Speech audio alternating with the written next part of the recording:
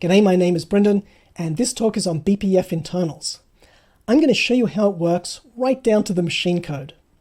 I've not shared this content before, but as it turns out, it's actually quite easy. To do this, I'm not going to go through the BPF reference material that lists instructions and capabilities, because that's already online. What I'm going to share is examples of BPF for tracing, and I'll show you all of the components work so you can see how it fits together. To start with a quick introduction on BPF. BPF comes from BSD, and it originally stood for Berkeley Packet Filter.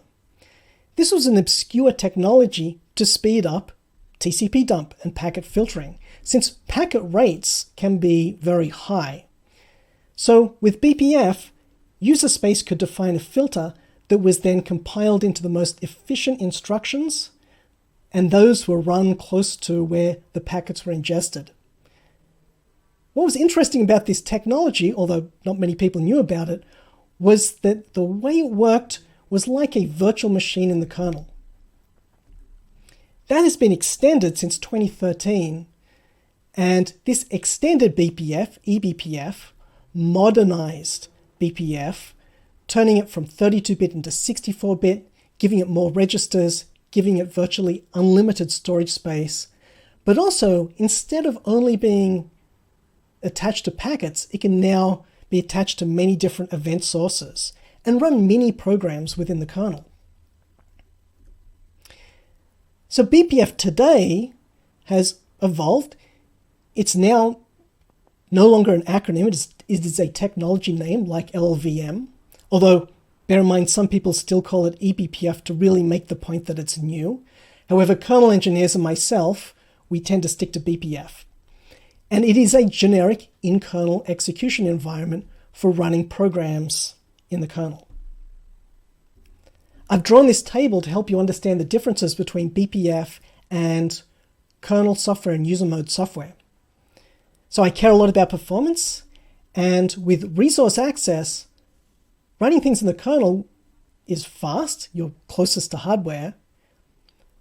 BPF is closer than user space, so you have restricted helpers from the kernel that can access hardware. So it's faster than user space, not as fast as the kernel itself.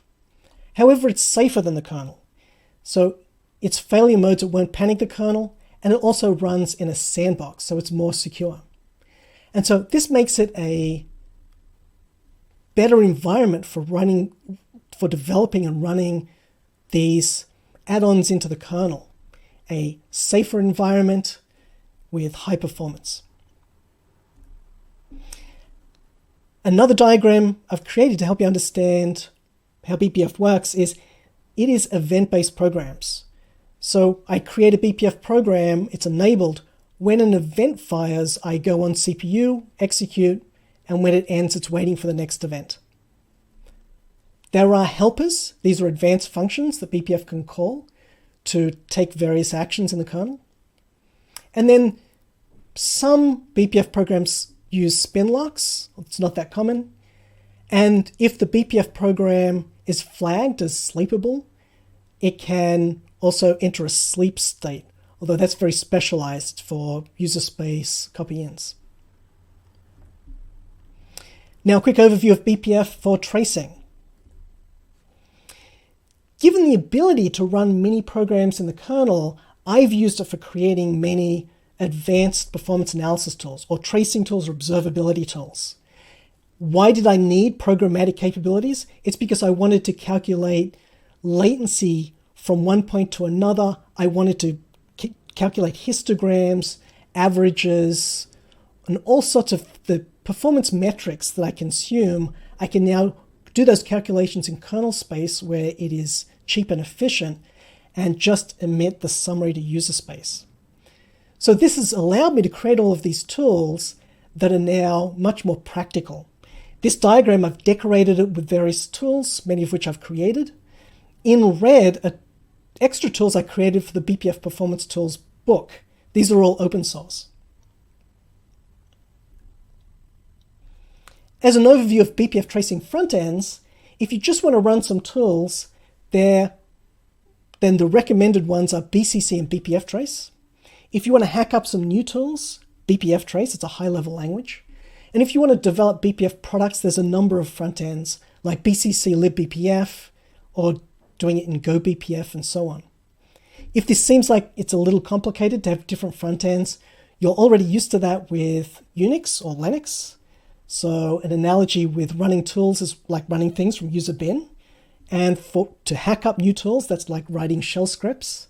And to develop products, that would be like writing C code or C++ code. Now for the internals.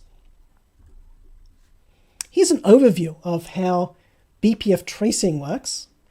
So on the left, I've got user space. This is a BPF tool. It has a BPF program that's turned into bytecode and that's sent to the kernel via a verifier. It may also use BTF, BPF type format, for structure information. And then the BPF program is connected to different event sources via an event config specified in user space, and then can emit output either per event data from a perf buffer or map statistical summaries or custom summaries via BPF maps. I'm going to use various terminology. Just check that you know each of these. So the first tracing example I'll go through is dynamic tracing or instrumentation of the do nanosleep kernel function, where I'm printing out the process ID that was sleeping. This is a Bpf Trace one-liner, and here's its example output. It's attached to probe, and now each time do nanosleep fires, I get to find out which process ID was sleeping. By itself, it's not hugely useful, but explaining how this works is very useful. You'll see how all the components fit together. So we have that program. We want the BPF bytecode. We want the kernel events mapped to the bytecode, and we want user space printing the events. Here's a diagram of Bpf Trace mid-level internals that I've drawn. And to explain BPF, I'm also going to explain Bpf Trace internals, as it's a great example of using BPF really well. The program actually goes through these transformations. The Bpf Trace program, which is ASCII text, gets first converted into an abstract syntax tree, which is commonly used for processing languages. It simplifies things. That then gets converted into LLVM intermediate representation, and that then gets compiled into BPF bytecode, and then that gets JIT compiled into machine code. So to start with, step one, our Bpf Trace program, it's that. It's text, it's ASCII. Step two, we want to parse it and turn that into an abstract syntax tree, which helps us then convert it into the instructions. Here's an example of what we want it to look like once that conversion's finished. So probe, kprobe do nanosleep, calls printf, and those are the two arguments. And we're going to use lex and yak. This is very easy. You may have done lex and yak at university. Lex to apply regular expressions to identify content, and then yak has the grammar expressions to understand the program structure. And the end result of that is the AST. As an example from that program, so here's process ID, and you can see this is really a table of regular expressions. So here's PID, gets matched, and that then identifies it as a built-in. And you can see various other regular expressions here as well for matching things. The grammar side of things, if it's a built-in, it will then call AST built-in, and that creates the AST node for the built-in. So that has completed the process from identifying the PID string, and now we have a AST built-in node for PID. Here's how it looks for printf. Very easy, printf, that's a call. And then in the grammar, call is an expression, and call can have variable arguments, and they get passed into the AST C++ function, and that creates the node. I found this detail a little interesting. This is showing how this string is passed. And so here's a double quoted string, and a little more complicated in the LEXA. But here you can see how the escaped new line gets turned into a new line. And then in the grammar, we then create the AST node for the string. Now for the probe itself, kprobe do nanosleep. So words are identified as idents, and so that will match kprobe, and an ident, colon, and a wildcard expression, that is our attach point or probe point. And so that matches our kprobe do nanosleep, and it gets called as the AST attach point function. And I've enumerated the steps there. Straightforward. For the program structure itself, here's some of the grammar rules for parsing the curly brackets and semicolons, the statements that are in a program block. So the end result of Lex and Yak is you have the AST nodes. And in fact, here I've got Bpf Trace to print them out for us. Bpf Trace -D, and it's printed out the AST structure. Next is processing structs. So especially in the kernel, sometimes you might want to walk structs, task struct, and fish out various members of interest. And there is a Clang parser for helping with that. There is also BTF, which is the new kernel feature, which has a lightweight representation of the type format embedded in the kernel that Bpf Trace can refer to. And there's also argument information for trace points. So this step then converts those dereferencing into the correct memory offsets. For this particular example, I'm not dereferencing anything, so I don't have those steps here. But if I did, that's where it would happen in the sequence. The next is the Semantic Analyzer. This does syntax checks on the program, map creation, it adds probes, and it catches many program errors. So in this example, I've mistyped PID-DD, and in Bpf Trace, Semantic Analyzer, it then will print unknown identifier. So here we go, if it couldn't find it. And there's over 2,000 lines of code in the Semantic Analyzer. And that's really a feature. We want to add as many of these tests to help newcomers learn the Bpf Trace language by giving them meaningful error messages. Now, if you survive the Semantic Analyzer, you have a valid program. Now it's time to convert it into Bpf bytecode. But we're not going to convert it directly. We're going to leverage LLVM, the LLVM compiler. And the reason is LLVM has all of these optimizations, and it already has a Bpf target.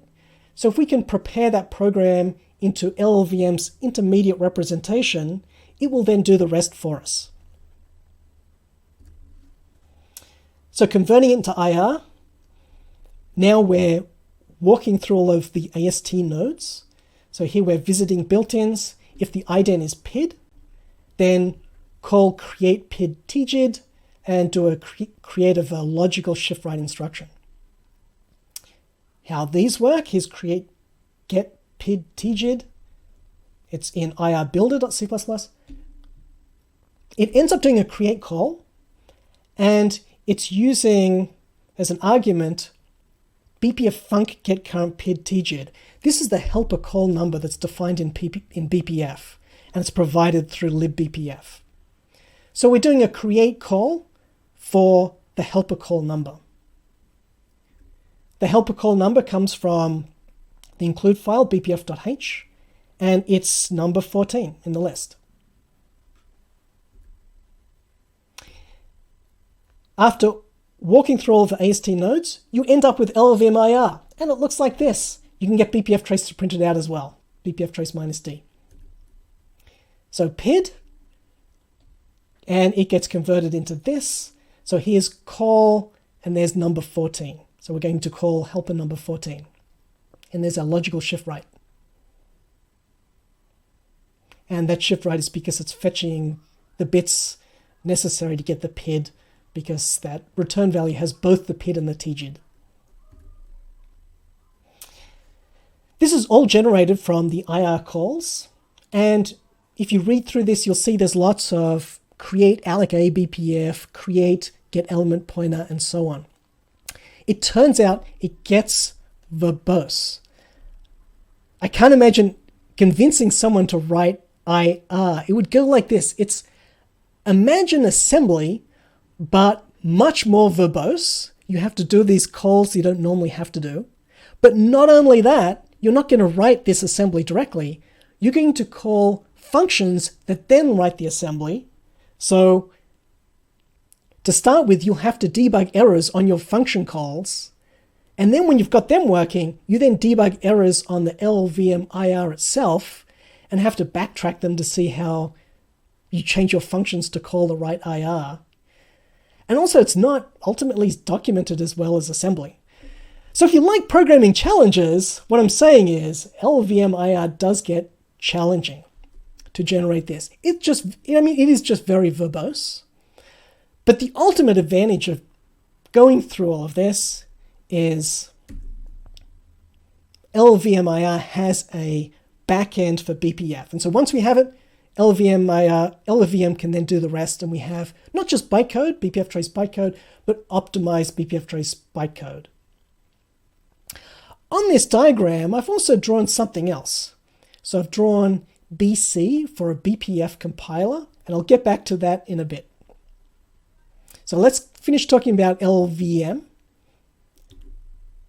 So we want to emit Bpf instructions. Their eBPF instructions are 64-bit wide. Here I've got an example for the ALU and jump classes. So we've got 4 bits for the opcode. Now for our call get current PID TGID, we know it's helper number 14. That goes in the signed immediate constant. The opcode is Bpf call, and the instruction class is Bpf jump. They're in the Linux include files. So bpf.h, jump becomes 5, and call becomes 0x80 in hex. These are odd together. So our final opcode is 0x85. And then we've got E0 here, that's our 14.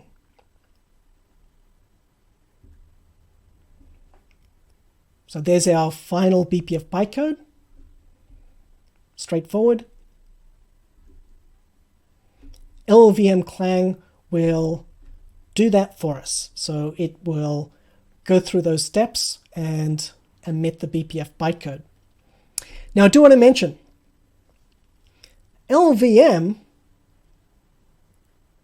can be a little bit heavyweight to install on some systems, especially if you're thinking about embedded systems. And this is why I've written here, we are working on a Bpf Trace internal compiler as an option that has no dependencies and will be lightweight. And so this will be suited for embedded. The downside of the Bpf Trace internal compiler is it won't emit as optimal code, as LLVM has many optimizations. So that's a work in progress. So with LLVM and Clang, LLVM has the Bpf target. It reads those header files, what's part of the target, and so it knows all of the codes to use to generate the Bpf bytecode. To show an example of how it works, I actually find this really interesting because this is one part of Bpf I didn't work on myself. This was Alexi and Chandler and Junghong who did the Bpf backend. So here is LLVM target Bpf, and if the classes call, we've got ALU jump and Bpf call. So these get turned into the 85. And here we're setting the bits for the immediate value, which is going to be 14, the argument. And that's what emits the Bpf bytecode. It ends up just being a lot of LLVM boilerplate. And so you can go through this file and you can see how all of the LLVM IR maps to the BPF instructions. Now we have BPF bytecode. And here's our BPF func get current PID tgid. There's our number 14. This is the full program from earlier. Jump call. We now need to send it to the kernel. And there's a Bpf Syscall for that. The Bpf Syscall has different actions, so it can load programs. It can also create maps and read from maps. I'll mention that later. So we're going to load a program. It's a type kprobe, and it's got the instruction count and the address. Success, passed the verifier. It didn't return an error. So the verifier, when we send this Bpf bytecode to the kernel, this is how it works. And I've begun with a different diagram showing BPF internals. This is from my BPF book. And we've got the BPF instructions. We first go to the verifier, and it may reject it if you're doing something you shouldn't.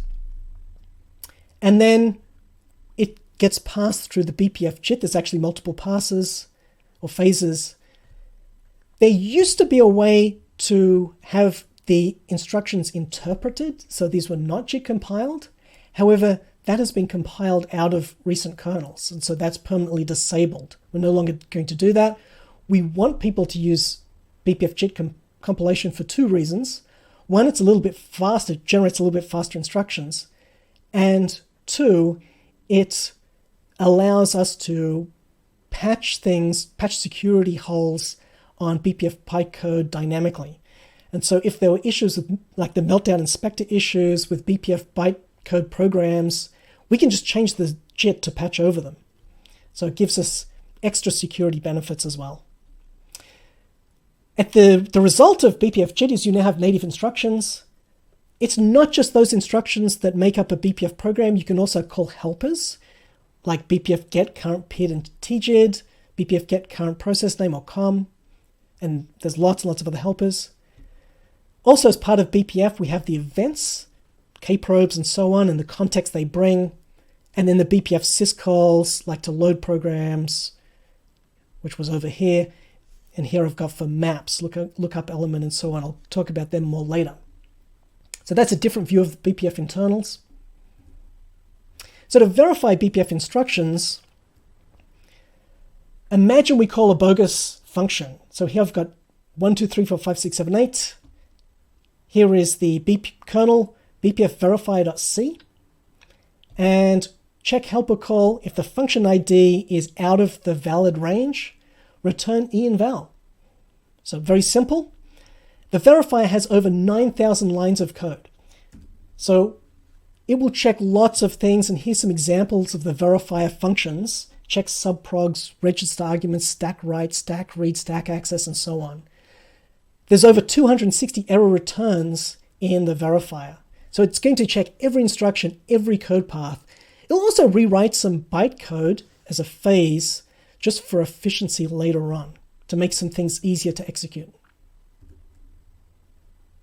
For memory access, direct access to memory is extremely restricted. You can only read initialized memory, and you can only read from certain areas, like the stack, context, like event context, map values, and sockets.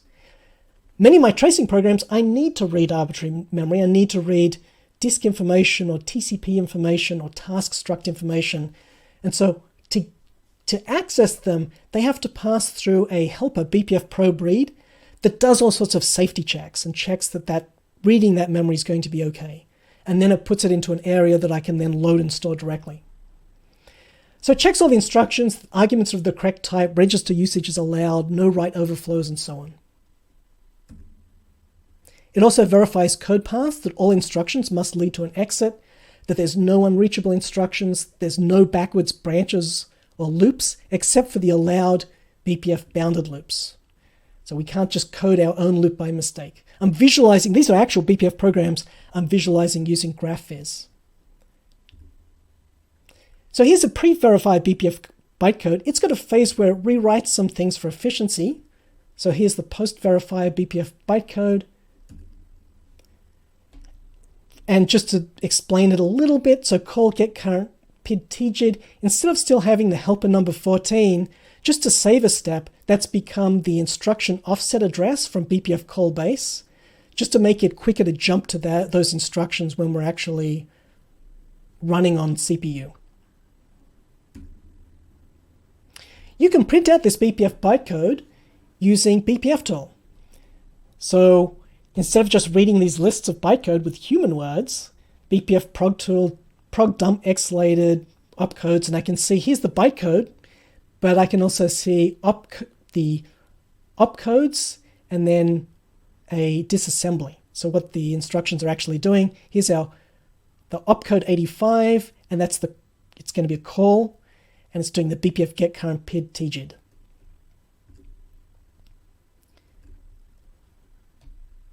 If I don't put the argument opcodes, then it doesn't include the full BPF bytecode, so you get a more condensed listing. Here's the entire program.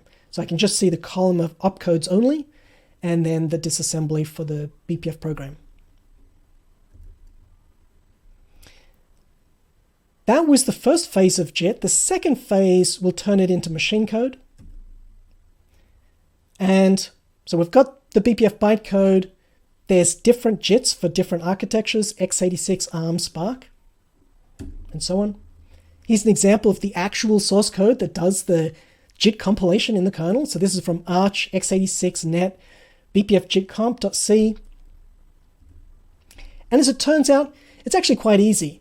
It is a big loop that iterates over each instruction for I equals 1 to the instruction count. And then we switch on the instruction code, and it's a case statement for each of the instructions. So if I'm the BPF jump or call, emit call. Emit call itself will end up emitting E8, which is the X86 call instruction. And so this is a big file. It just maps those BPF bytecode into the X86 machine code. And now you have X86 machine code. There's our call, get current PID TGID, E8, and there's the offset for that helper function. Or you might have ARM machine code. And boy, that looks different because it's RISC and not those CISC instructions. And it's also longer, 48 instructions. You can also use BPF tool to show the X86 Instruction Disassembly. So instead of just looking at the machine code, this shows you the instructions in a human readable way. And there's our call for the helper. I do want to mention that what we're looking at isn't all of the BPF program, because we've got these calls where you go and call a helper and it does things as well. So to fully finish telling the story of what's running, here's the helper code, BPF get current PID TGID, and this is it. This is all the code for it. It returns the target group ID and the process ID as a uint64. So it packs them together and user space can unpack them. Great. Now let's see how we attach that machine code or bytecode or machine code to events. Again, I'll use strace to show you how user space is doing this. So we have a BPF call to load the program. That returns file descriptor 14. So that now represents our BPF program in the kernel. We do perf event open. That returns 13 for the kprobe. So perf event open is what initializes the kprobe. And now we use IOCTL to map the two together. So kprobe 13 runs BPF program 14. How do the kprobes work? So we were actually looking at do nanosleep, and this is the source code. This is from hrtimer.c. How do we instrument when that fires? So it turns out it's actually quite easy. If you look at the instruction disassembly using GDB of the kernel functions, you'll have noticed that they start with fentry. This is the ftrace function. Ftrace is a different tracer profiler that's built into the kernel.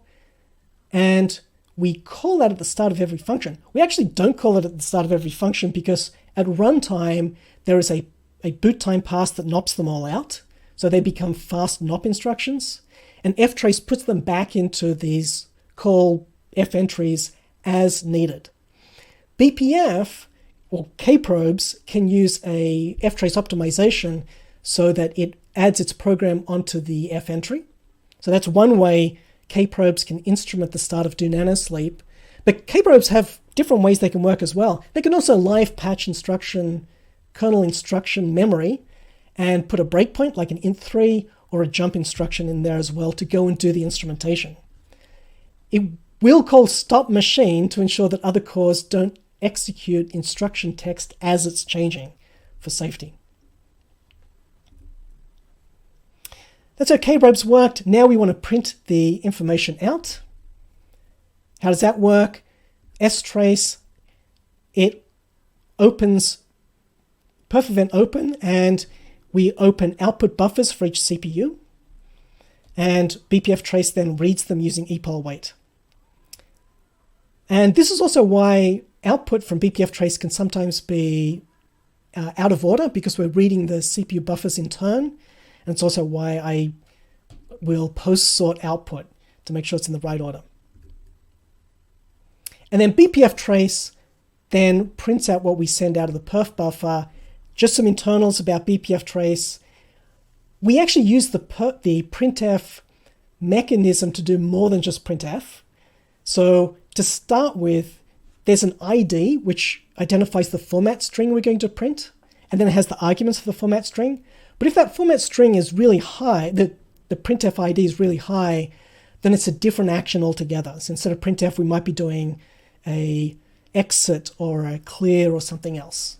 So we just use the same perf output mechanism to do all of the Bpf Trace async actions.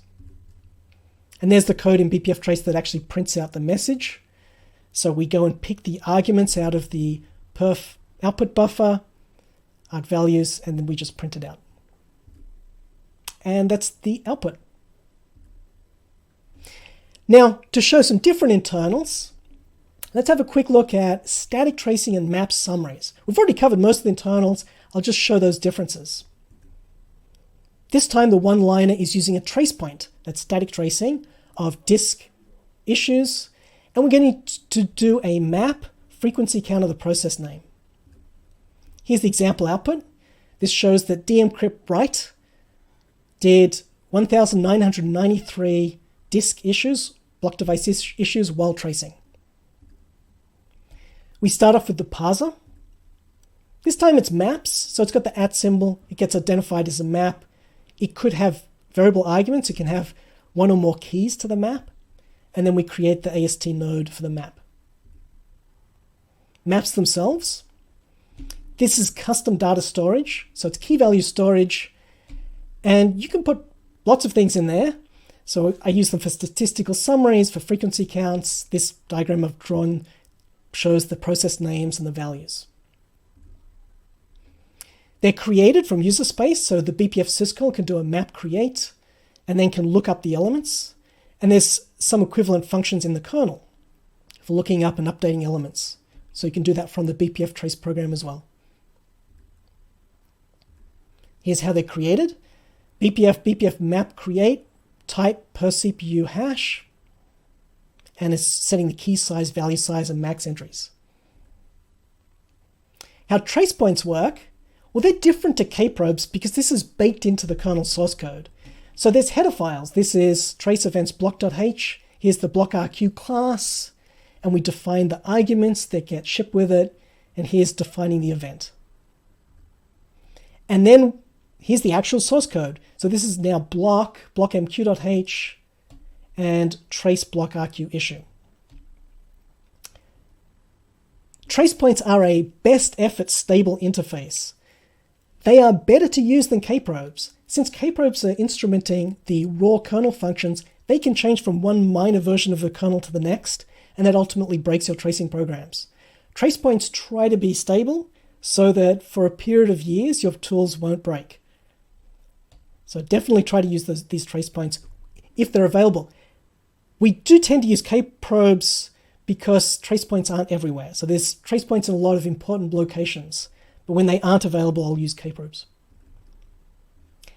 Now, I said there are trace points in a lot of important locations, how do we add them to the kernel without incurring overhead? And it's actually quite easy. What happens is when they're compiled, it leaves a NOP instruction. Here's a 5-byte NOP placeholder that does nothing very quickly. When the trace point is enabled, that gets rewritten to a jump instruction to the trace point trampoline. And then when you stop using the trace point, it gets written back. How we print them out?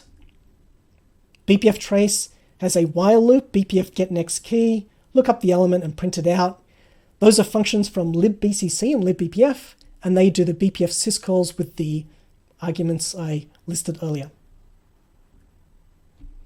And I can strace it, and you can see it working through a map to print out all the elements.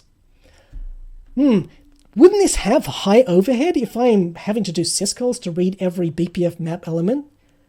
Well, bear in mind that in the tracing programs I write, I often only read a map once, a program exit, to print out the summary. Or maybe it's once per 10 seconds to do an interval summary. So yes, it's a lot of syscalls, but it's an infrequent activity to go and dump a map. And there's the final output. There's the process names and the counts.